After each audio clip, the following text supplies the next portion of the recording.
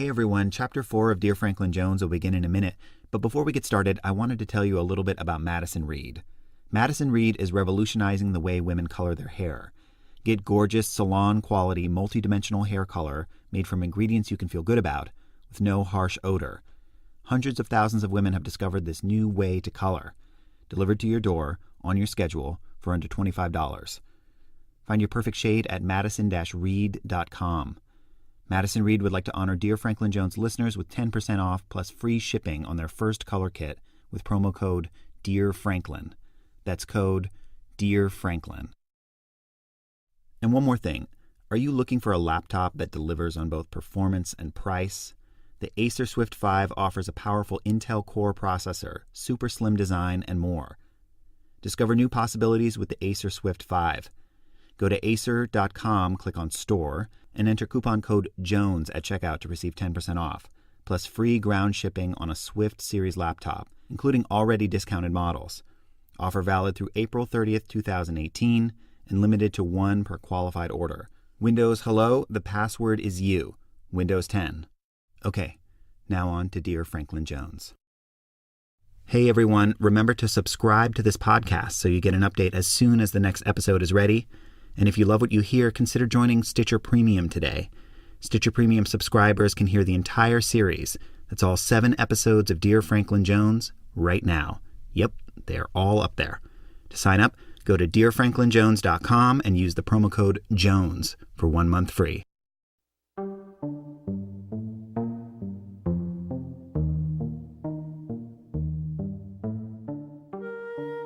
I love this photo. See, this is you with your yoga posture in the shower. So much fun being a mom. Okay, so what else we got here? My mom and I are looking at pictures of me as a little kid. Lots of pictures of Johnny. Here's my happy dude. We're in the storage unit she's had for over 15 years. There's boxes stacked on top of furniture. Kathleen lives in a small apartment now. Most of this stuff is from when she had a bigger place. My parents were still married.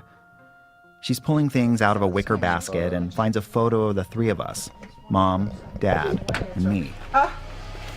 That's a really good one. What is that? Describe it. Okay, what this one is your dad and I, we went to a Halloween party, and he became a satyr, and I was a wood nymph, and you were a leopard.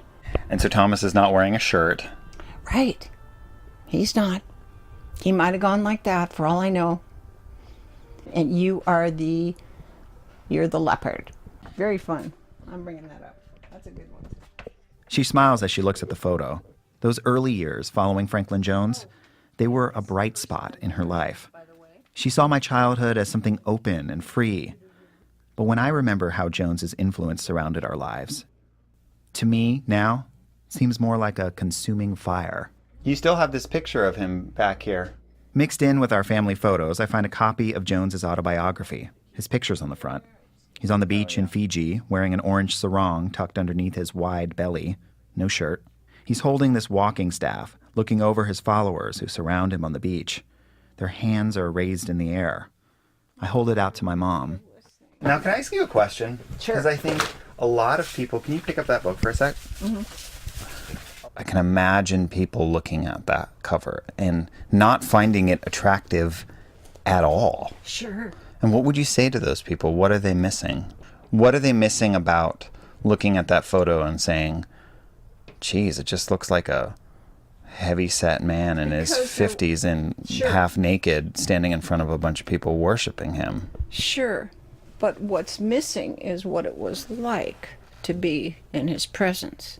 Because being in his presence was like a power you have never experienced.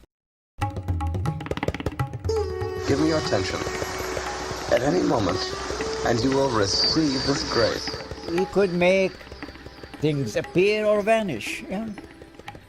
And he could direct so much force at somebody that he fell on their ass, you see? He came and he just radiated light, like as if he, and it moved you. You were touched by it. But I'm not a me, you see? I literally am you.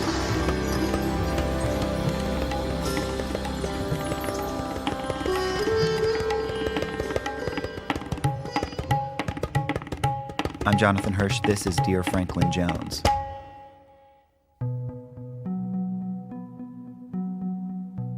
I was 4 years old when I began to grasp the power Jones had over people, over my family.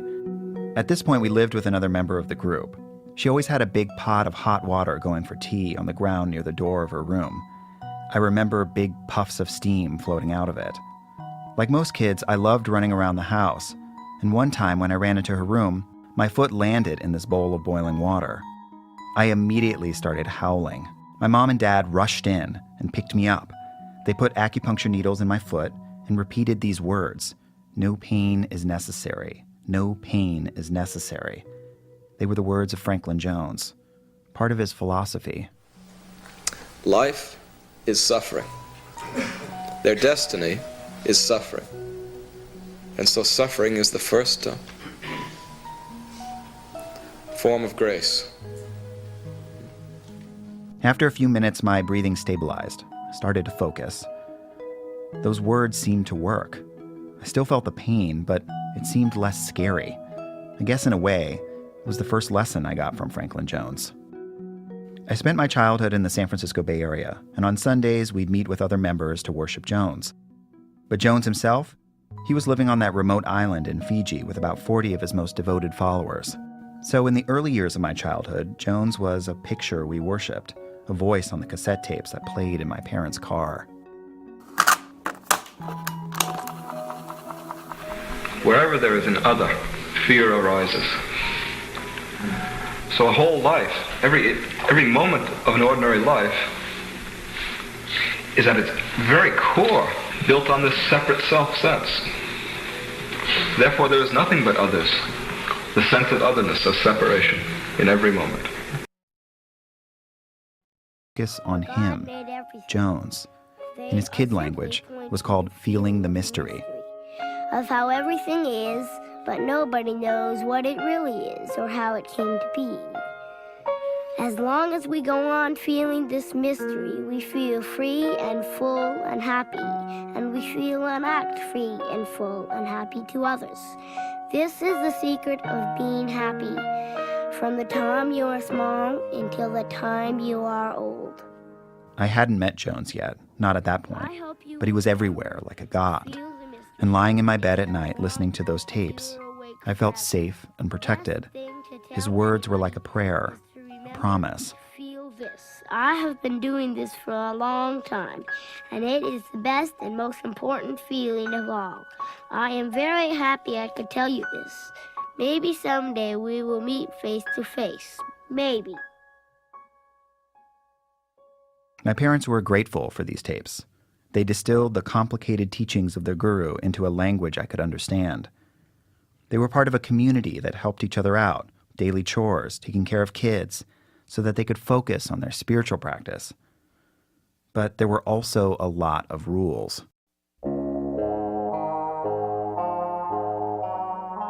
Followers had to be vegetarians, meditate twice a day, do calisthenics, live communally, and speak to other members of the group about any problems in their relationships or spiritual practice. Books like Conscious Exercise and the Transcendental Sun, with little illustrations of Jones doing sun salutations. Eating Gorilla Comes in Peace, a book about diet. And Love of the Two-Armed Form, a book about sex and relationship that was pretty specific, including instructions about how to have sex, how to masturbate. My parents had them all. To be fair, members were expected to purchase them. But there was one aspect of the group that Kathleen and Thomas had problems with. Community members were also instructed to watch each other. So that you're accountable, quote unquote, accountable. I had immediate issues with some of the pretentious and portentous individuals at the gate. One of the things Thomas and Kathleen struggled with the most were these things called interviews, psychological evaluations that community members did on one another. Participation was mandatory. These interviews all revolved around this idea of the Oedipal complex. You know, the Greek myth of Oedipus who killed his father and married his mother. It's not a new idea, the Oedipal complex. Freud talked a lot about it. Well, an Oedipal is really a psychological term, you know, where Pumby will sit and go in therapy for a long time to try to sort out their relationship with their parents. And that's what we attempted to do. The community used this idea of the Oedipal complex as a method for probing each other, pushing each other. Members would seek out painful memories involving someone's parents, and the group would analyze how it had colored that person's behavior. They called it doing an Oedipal. There were people who were not very skilled who were doing your Oedipal, and they were going to help you to resolve things. Well, that often turned out to be a mess. There were people who wanted to be in the power seat, and so of course they would start telling you what they thought of you. My mom says these sessions were hard to go through and not very helpful. And you had to agree with the group's assessment. If you rejected their conclusions, you'd be called spiritually immature, which was the worst kind of insult for a follower of Franklin Jones. At home, my parents even tried to do each other's Oedipal. They combed through their early sexual experiences, dug into childhood traumas. Especially with Kathleen, God knows I went through her whole life. And they were exhausting, but it didn't do any good. I saw it didn't do any good. So my parents avoided these group therapy sessions. I remember them privately making fun of other group members for kind of being losers, or acting as Jones's bureaucrats and taking the business part of Jones's religion too seriously. They kept us separate, sort of. For a long time, we lived in the city, and my parents commuted to the sanctuary.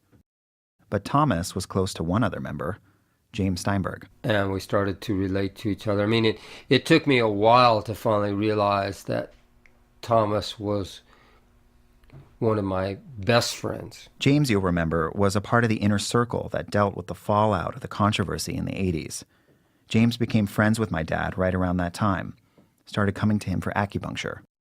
Thomas was always a deep thinker, and so we would have very spirited discussions always, and we became heart friends. I mean, it was because we were talking about our spiritual practice. And eventually, James connects Thomas more closely to Jones. He helps Thomas relay messages, even edit some of his letters to him. Without James, I doubt my parents would have become as close to Jones as they eventually did. We're going to get back to Dear Franklin Jones in a minute, but before we do, I want to talk to you, the dreamers, the explorers. Whatever you do that motivates you to work harder, stay up later, and dedicate yourself to your passions, Acer supports you. How? By building a laptop designed to exceed your expectations. Meet the Acer Swift 5. Acer took incredibly light and matched it with incredibly powerful to give you reliability on the go. Equipped with a high-definition IPS touchscreen and powerful 8th Gen Intel Core i7 processor, the Acer Swift 5 helps you reach your full potential. Go to acer.com, click on Store, and enter coupon code JONES at checkout to receive 10% off, plus free ground shipping on a Swift Series laptop, including already discounted models. Offer valid through April 30th, 2018, and limited to one per qualified order. Windows Hello, the password is you. Windows 10. And one more thing, I want to tell you a little bit more about Madison Reed.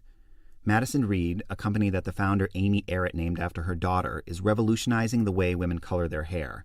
For decades, women had only two options: an outdated at-home hair color or the time and the expense of a salon. Amy created Madison Reed because she believes women deserve better than the status quo. Madison Reed is reinventing the way women color their hair by offering the quality of salon color, the convenience and affordability of at-home hair color, and an ammonia-free formula with ingredients you can feel good about. You'll look like you just came from the salon, but really, you did it at home.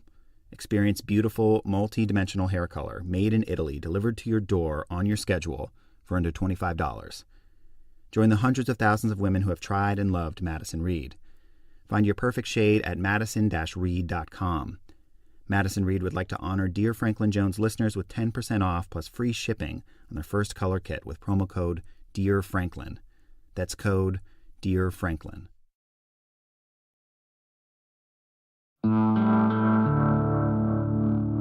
Still, during the early years of my childhood, I kind of had a foot in both worlds.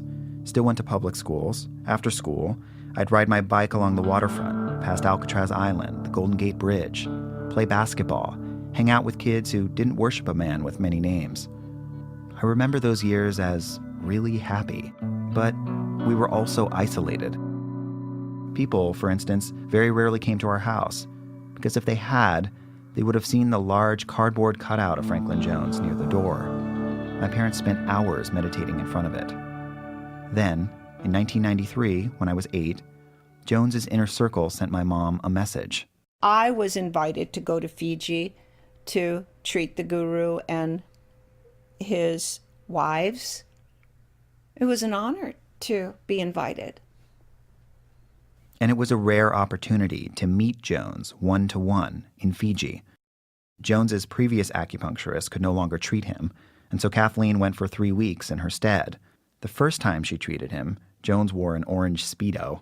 Orange was the significant color of renunciation, which meant that you were going to renounce your separate self. And when she came back, her acupuncture business took off. On the island, she'd made friends with one of Jones's wives and started to give her treatments, too. Word spread quickly that the Hirsches had become Jones's healers, so his followers were also eager to be clients. At this point, my parents had been members for 10 years, and during that time, Jones had changed a lot. At one point, he told his followers he'd had a near-death experience, that he'd been called to remain on Earth by their prayers and the silent supplications of 4 billion unenlightened people on Earth. That he had been reborn to save mankind from suffering. And he'd renamed himself again. Swami Da Lavananda Paramahamsa Avadhuta, Heart Master Da Free John. Yeah. Consciousness itself is the true Heart Master. Consciousness itself is Da. Consciousness itself is self-existing, self-radiant, inherently free, Lavananda. I am Heart Master Da Lavananda. Consciousness itself is the way that I teach. When he moves back to California in 1995, Jones is physically different too. Dresses in orange robes and wears his hair in a top knot. He's lost a ton of weight. His cheeks are sunken in. His eyes seem darker, more intense. He begins calling himself a world teacher. And my parents start driving up on the weekends to sit in meditation with Jones. These events are large and open to most members. We called them darshans, which in Sanskrit means to see. Like he would come down and his attendants would come with him, and there would be candles lit in some cases and incense going. And all the gathering would be chanting in Sanskrit. That's like praying it's like praying, but chanting. His name was often in the chants. My parents say all kinds of bizarre and amazing things happened during these meditations. Thomas says he saw Jones exercise supernatural abilities. One time, he claims he was in darshan with Jones. He saw him stare at somebody, and then... He could direct so much force at somebody that he fell on their ass, you see? Followers collected proof that Jones had a hand in altering world events. They published them in a huge compendium called The Promised God-Man is Here. The book alleges that Jones helped topple the Berlin Wall, which happened exactly 1 week after his 50th birthday in 1989, and bring an end to authoritarian governments in Eastern Europe. In the book, there's a page of clippings from the Washington Post, cited as evidence. During a darshan, my mom says, Jones's power was almost tangible. He came and he just radiated light, and it moved you. It was touched by it. In your heart, you could feel it. I could feel it in my heart, and it would open my heart more. And when people would be crying and sobbing, not in a negative way necessarily, pouring out all their pouring their life out, and feeling so, I guess you could say, blissed out afterwards.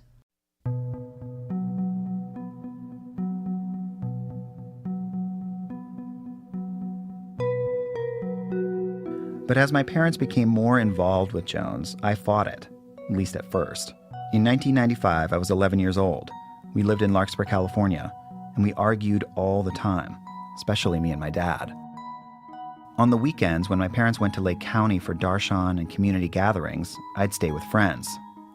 I mean, I was in middle school. I wanted things that had nothing to do with spiritual life. To be popular, to have a girlfriend, for the Knicks to beat the Rockets in the NBA Finals. But my parents, they wanted me to meditate and join them on their drives to see Jones. And even though I resisted, they would bring back Jones's teachings, like the idea of those Oedipal therapy sessions. I remember once they tried to get me to admit my Oedipal, that I was sexually attracted to my mother. I still remember the deep disgust I felt. I was a preteen boy, and there was my dad standing in front of me, trying to make me confess that I wanted to have sex with my mom. I refused. Later that same year, our apartment burned down. Embers from the fireplace sparked some old newspapers. I was in bed listening to a Giants game. My parents were almost asleep when they saw smoke curling up from the crack in the door, creeping along the ceiling. They grabbed me, we ran out of the house.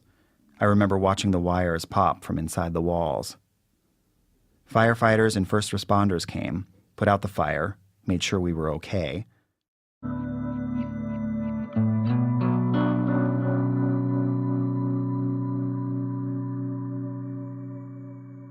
We sat in our car in the driveway, and my dad turned to my mom and said, "Well, I guess we didn't really need all that stuff anyway." They both laughed, so I laughed too. Members of the group sent a note to Jones, letting him know what had happened to us. But Jones said he didn't care. Oh, the fire we had. No, it's nothing. It's not something interesting.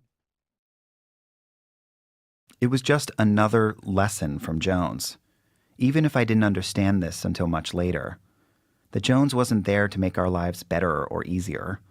He was there as an example, to show his followers what enlightenment was. But the biggest change was after the fire. Even though Jones had said he didn't care about our house burning down, we moved near his compound. When I think about all this now, as an adult, I feel sad. Not really for the fire itself, but for how willing my parents were to give up everything, change their lives, for Jones. But not long after, I became a follower too, chose it. Dear Franklin Jones is reported and produced by me, Jonathan Hirsch, along with Ashley Cleek and Annie Aviles. Our associate producer is Nora Lind. Our senior producer is John Asante. Our executive producers are Chris Bannon and Jenny Radelet. Special editorial guidance from Peter Clowney. Thanks to the great sound engineers Casey Holford and Eric Jorgensen. Original music by Ray Lynch. Dear Franklin Jones is a production of Stitcher.